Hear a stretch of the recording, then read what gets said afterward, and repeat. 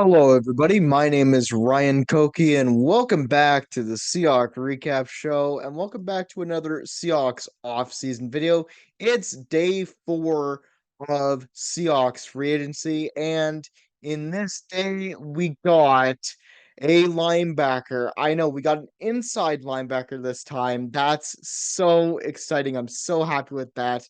It's not a guy that I was expecting us to get, and frankly, I don't know much about the guy that we just got, but before we get to that, if you like this video, please consider giving it a like, as it helps let me know if I'm doing a good job or not. And if you'd like to stick around, please consider subscribing so that you don't miss out on any future uploads to this channel. Let's get into breaking down day 4 of the Seahawks free agency. It's the day 4 report. So team departures and their contract. Well, we've only got one team departure in day 4, and that is linebacker Devin Bush. He goes to the Browns.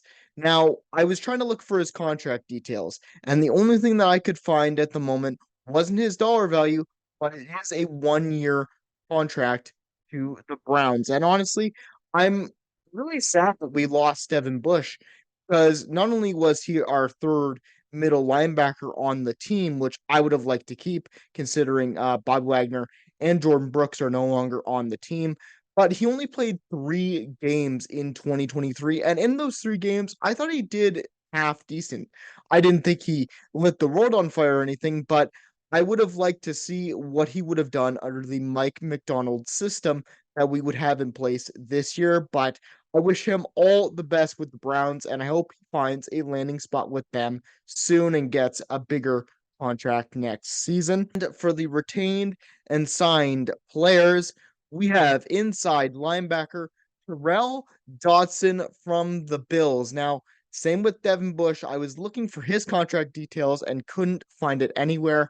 All I know about Terrell Dotson is that he played 10 games for the Bills last season, and he played really well. His PFF rating was the highest grade of any linebacker in 2023. And I know it's a small sample size. He only played in 10 games, but according to Bills fans that I've heard after he got signed to the Hawks is that he is a good player, and under Mike McDonald he could become very good. And he's only 25 years old. So he has some upside, he has some starter experience. So now him and John Radigan are our middle linebackers right now. We've also had talks with Jerome Baker. He has visited the Seahawks, not under contract yet, but hopefully we can land him soon, maybe in day 5. But the big guy I wanted to also get to was the Seahawks actually made a trade yesterday for quarterback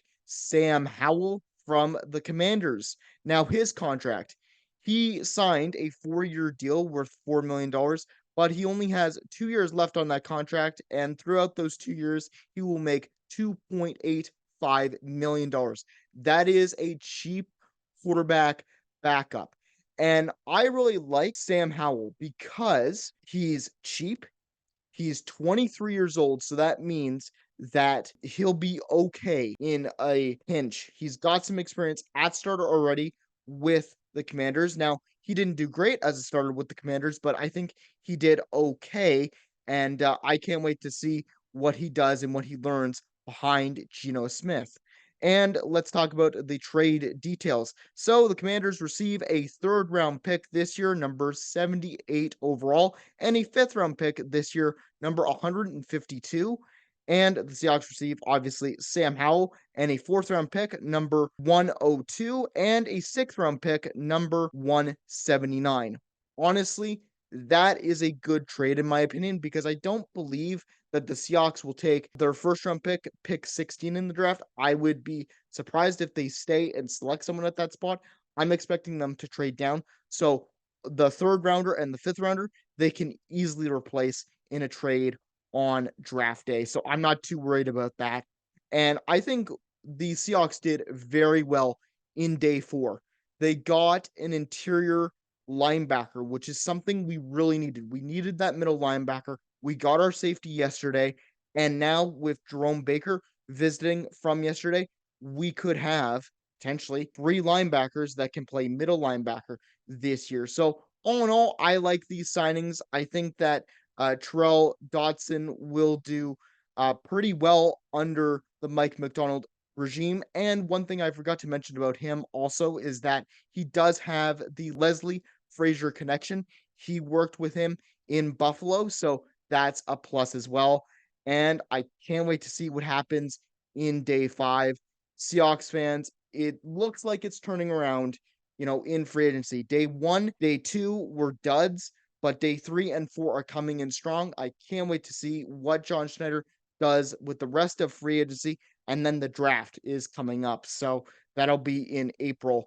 So let's get ready for that. Anyways, that is my thoughts on the Seahawks day 4 transactions, and I will see you in the next video. Take care and go Hawks go.